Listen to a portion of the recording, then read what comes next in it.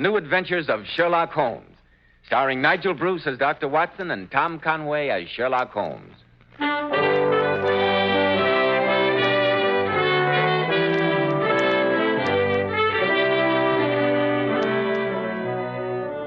Now, here we are once more in Dr. Watson's study. And maybe we're not glad to get here. If we hadn't had a Sherlock Holmes story waiting for us at the other end, we'd have never ventured out on a night like this. Pretty bad weather out, eh, Mr. Bell? Indeed it is, Dr. Watson. There's a cold wind that chills you to the bone. I had one hand holding my coat collar and the other holding my hat all the way over. I felt as though some malignant deity were determined to keep me from reaching your door. You hear that wind? Reminds me of what I just escaped from. Oh, it's typical Edinburgh weather, Mr. Bell. Perhaps you've heard that there's no language richer in terms of reproach against the howling wind than the Scots dialect. Snell, Bly, Nearly, Scouthering, to mention just a handful. All of them words that carry a shiver with them. Yes, as Stevenson so aptly puts it, Edinburgh pays cruelly for our high seat and commanding views in one of the vilest climates under heaven. She's liable to be beaten upon by all the winds that blow, to be drenched with rain, to be buried in cold sea fogs out of the east, and powdered with the snow as it comes flying southward from the Highland hills. The weather's raw and boisterous in winter, shifty and ungenial in summer, and a downright purgatory in the spring. It sounds like a pretty unattractive place, Dr. Watson. Oh, there you're entirely wrong, Mr. Bell. Nowhere will you find such stark magnificence, such grim beauty. Edinburgh, the great granite sphinx of the north, crouching high on a towering rock and looking across the intervening plains to the waters of the Forth and to the North Sea. Fascinating, regal, splendid, and cruel.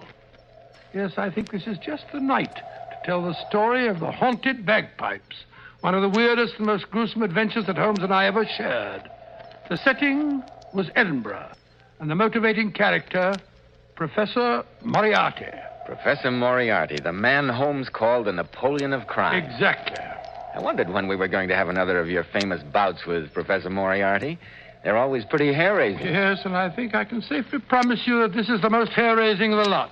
In fact, it's so unbelievably macabre and gruesome that I've never told it to any but to my closest friends, those who know that I'm a truthful man. In fact, sometimes, in the sane light of day, I doubt myself that this adventure really happened. But a night like this brings it all back to me in all its horror.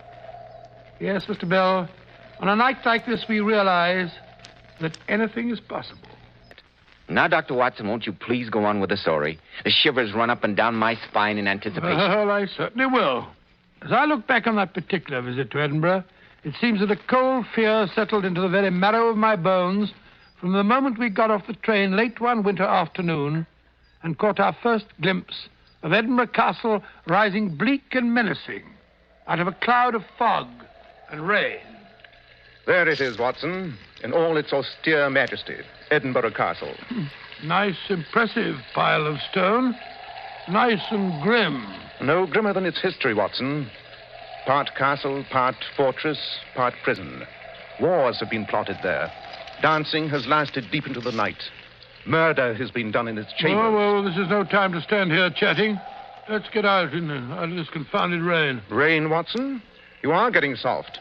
This isn't rain, it's just a good Scotch mist. Mist, my grandmother. I'm soaked to the skin and my teeth are chattering like castanets.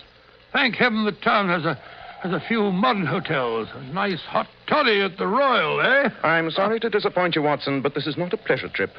We must forego the luxuries of Princess Street and take up our quarters in the Old Town. The Old Town? Holmes, you mean that we're going to live in one of those crumbling grey stone houses all huddled together on the slope leading up to the castle? Exactly. Why, they're nothing but tenements. Those lands, as they're called, once housed the flower of the Scottish nobility. In the old days, this was a walled city, and space was at a premium. That is why those crazy buildings tower 8 and 10 stories into the air. Yes, but the days of the nobility are over. Those tenements are full of goodness knows what. True. What more suitable dwelling place could one imagine for our friend, Professor Moriarty? Professor Moriarty? Quite. You may have noticed, Watson, that London has been singularly free from crime during the last few months. And for a very good reason. Professor Moriarty was not in residence. Oh, you mean that you think we've succeeded in driving him out? No, Watson. Let us not underrate the professor.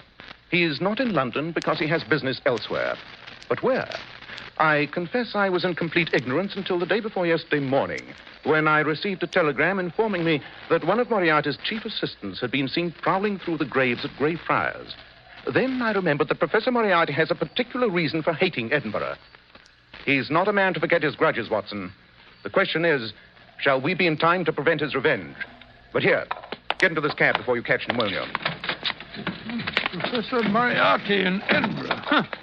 I thought the place looked even more forbidding than usual. Oh, cabby, let us out in front of St. Giles. Aye.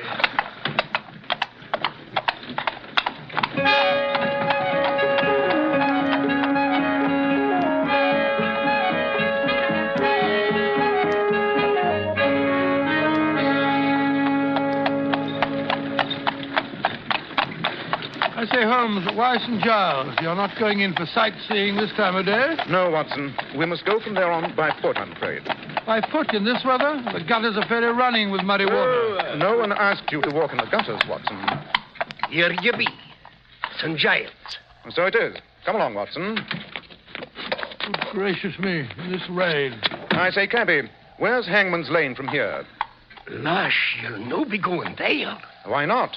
It's where we hope to spend the night. 'Tis an unchancy spot, gentlemen. You'll no find me going up Hangman's Lane after dark. As bad as that, huh? I'll no stand here haggling with you. It's the first land back of the kirk, if you must go. Thanks. Here, drink to our health. Achone. There you stand, two fine, upstanding gentlemen, hale and hearty, with a black shadow of death looking over your shoulder. What? Hello, Death. Ah, well, then I say I didn't warn you. Come along, Beatrice.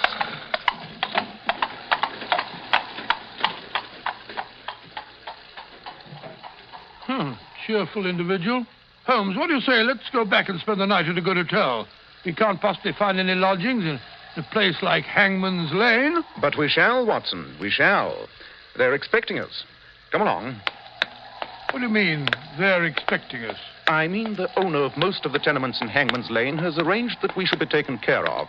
He is most anxious to have us inspect his property. Oh, very well, but I don't see what that has got to do with our search for Professor Moriarty. Whenever anything curious and inexplicable happens in the professor's neighborhood, the chances are he's mixed up in it. Ah, here's Hangman's Lane. Narrow, steep little byway, eh, Watson? I don't like it, Holmes. No lights in any of the windows. Usually these tall houses are overrun with inhabitants.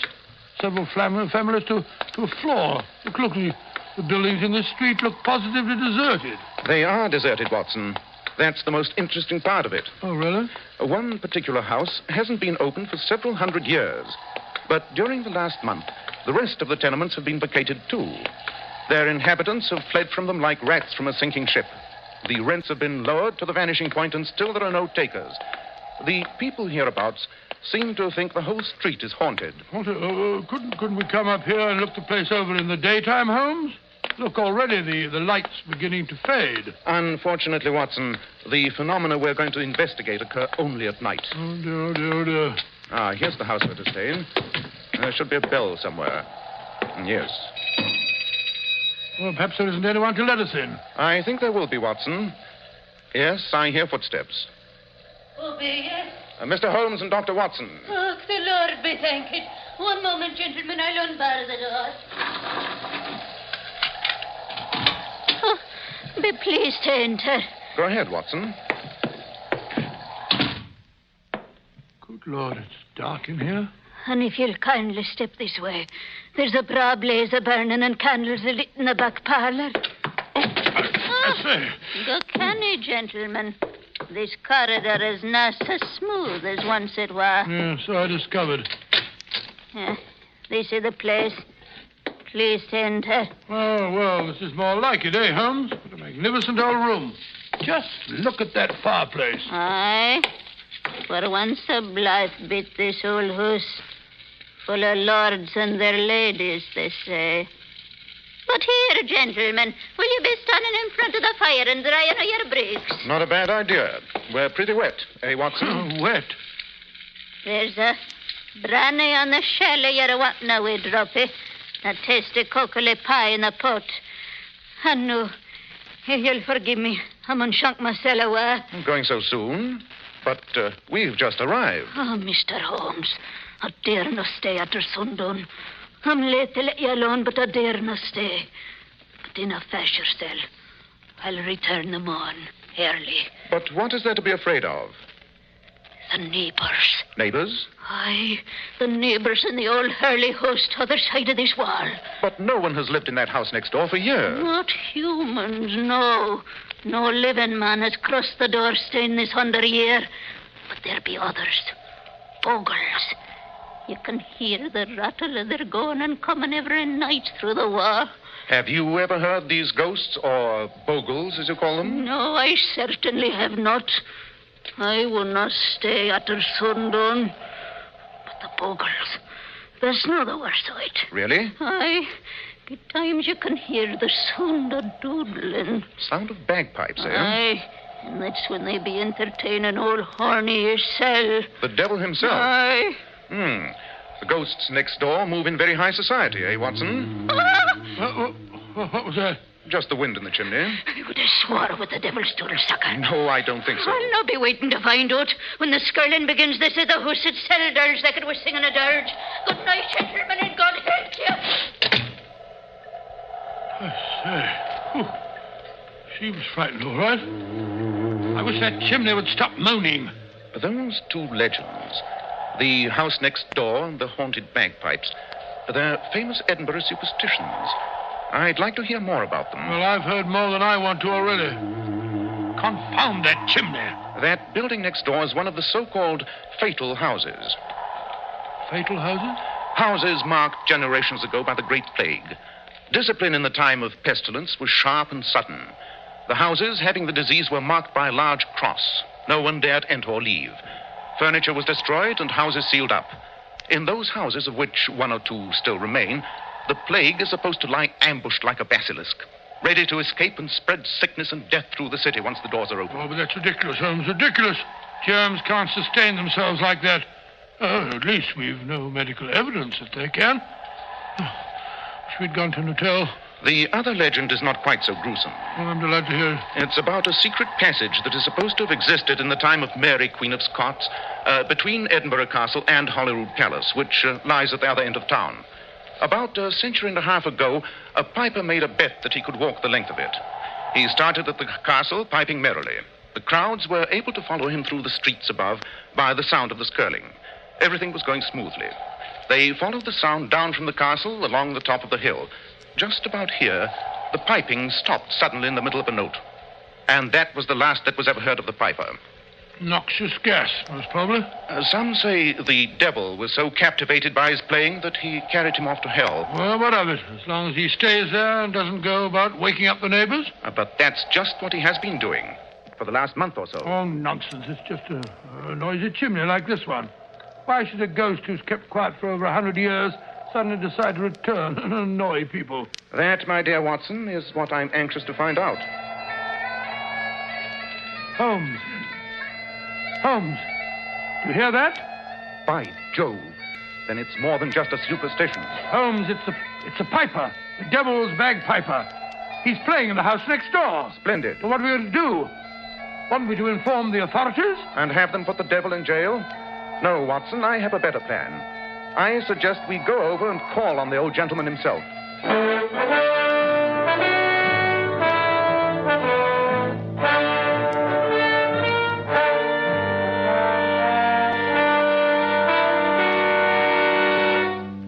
In just a moment, we'll find out what Sherlock Holmes discovers in the mysterious house next door.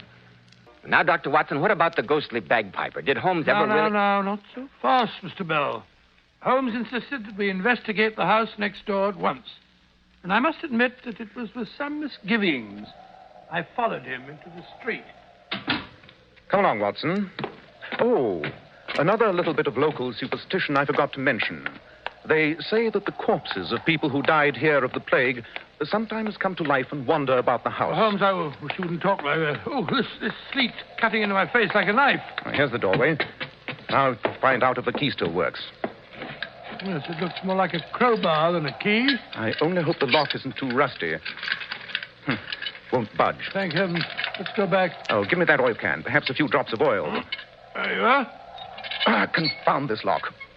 No good trying to break the door in. It's as solid as Gibraltar. A good deal more solid than the house itself, judging by that long crack over the archway up there. Yes, that is a crack. The building is settling, Watson. That crack... Hello, I turned the key.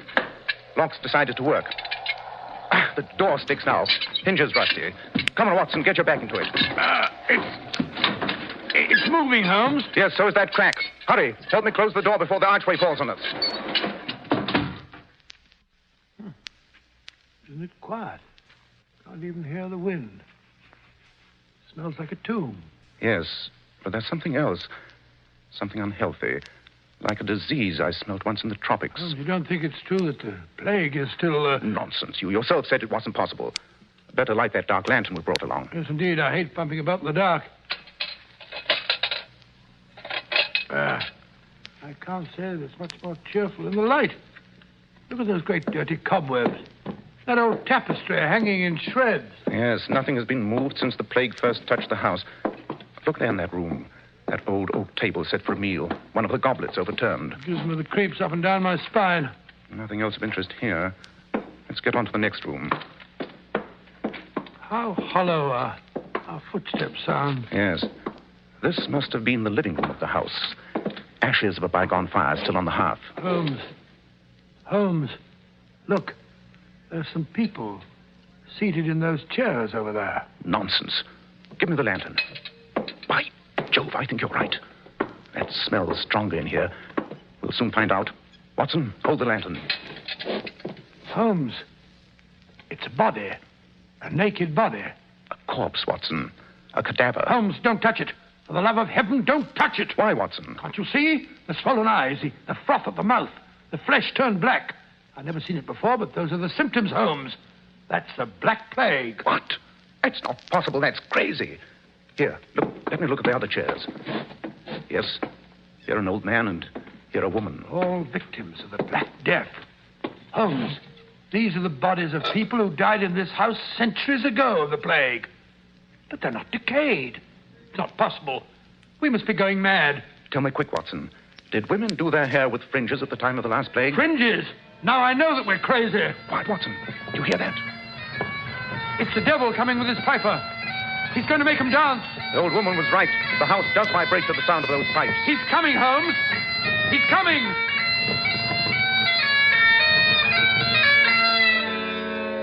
Good evening, gentlemen. Dear me, if it isn't our friend Professor Moriarty.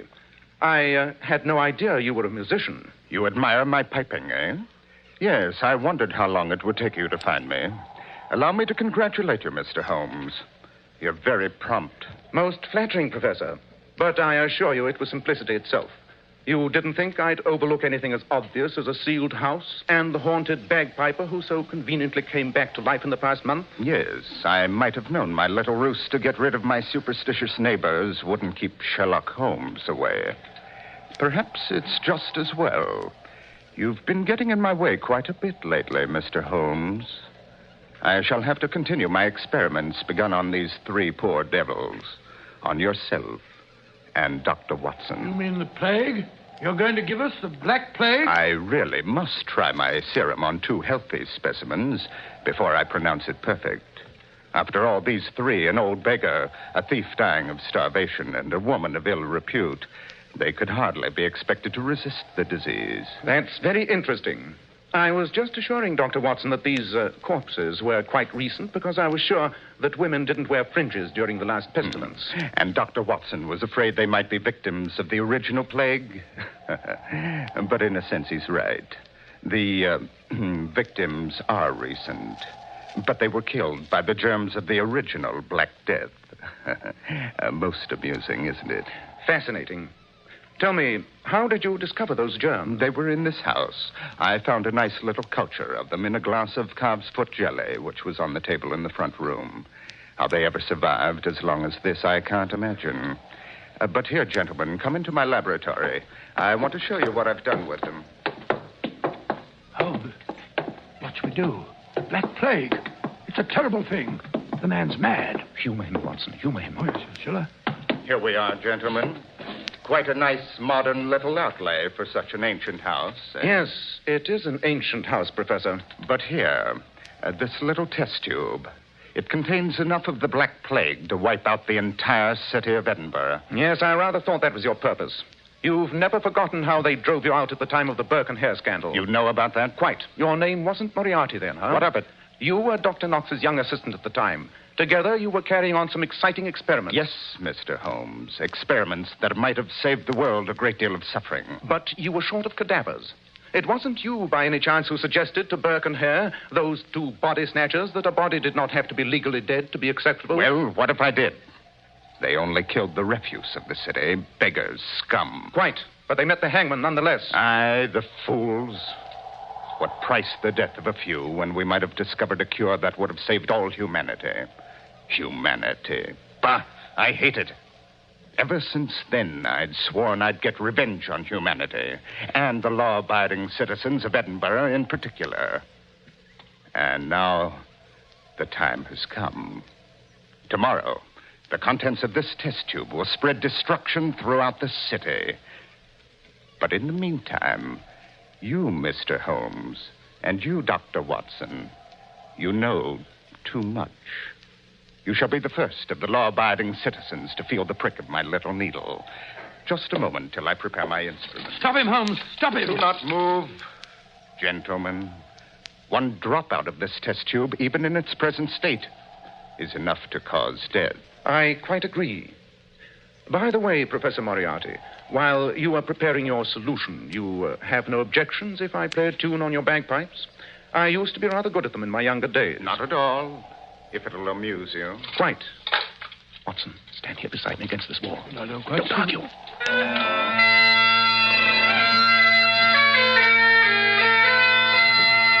Holmes, the house. It's vibrating. I can feel the wall quiver. That's the note that does it. Hold on there. You're shaking the house. The foundations. I can hear them cracking. Look out, man. You'll bring the house down. Well, that's what we intend to do.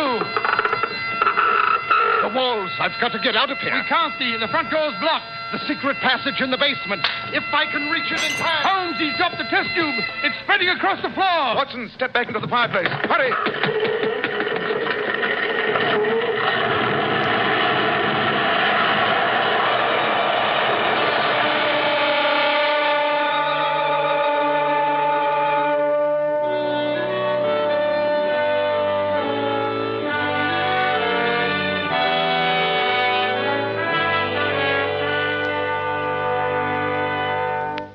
So, Mr. Bell, Holmes played that note on the bagpipes until the house crashed in upon itself. But, Dr. Watson, weren't you killed? Not quite, Mr. Bell. No. Holmes had deduced from that crack above the front door that the house was weak, and he also guessed which way it'd fall if it did cave in. The wall that we were standing against and the fireplace alone were left standing. If you've seen any ruined castles, Mr. Bell, you'll notice how frequently that seems to happen. And Professor Moriarty, did he escape? Unfortunately, he did, Mr. Bell, through the secret passage in the basement which he had mentioned. But the Black Plague and those corpses, what did you do about that? We left them where they were. No use informing the authorities. They wouldn't have believed us, and besides, it would have been too dangerous to go poking about in the ruins. No, Holmes simply poured the spirits from our lantern on the old rafters and started a fire. The wood was as dry as tinder, and there was quite a blaze. And fire, Mr. Bell, is a great purifier. And so you prevented an outbreak of the Black Death. That's a gruesome story. Ladies and gentlemen, Dr. Watson will return in just a moment to tell us something about the thrilling Sherlock Holmes mystery he has for us next Monday night. Now, Dr. Watson, what about next week? Well, now, let me see. I wonder. Next week, I think I'll tell you the story of an experience that Sherlock Holmes and I had with something I was convinced was an invention of the devil. I call it the adventure of the horseless carriage. Horseless carriage? You mean one of the early automobiles? One of the very earliest, Mr. Bell. Holmes was called in to protect the inventor, and in the end, had to solve the mystery of his murder.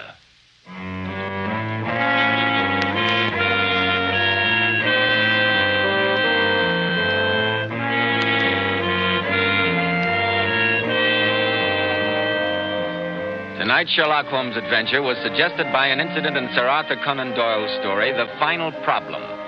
Nigel Bruce appeared by permission of California Pictures. Tom Conway through the courtesy of Eagle Lion Pictures. The Sherlock Holmes series is produced by Tom McKnight, with original music composed and conducted by Alex Steinert. This is Joseph Bell, inviting you to be with us next week at this same time, when Dr. Watson will tell us about the adventure of the horseless carriage. ABC, the American Broadcasting Company.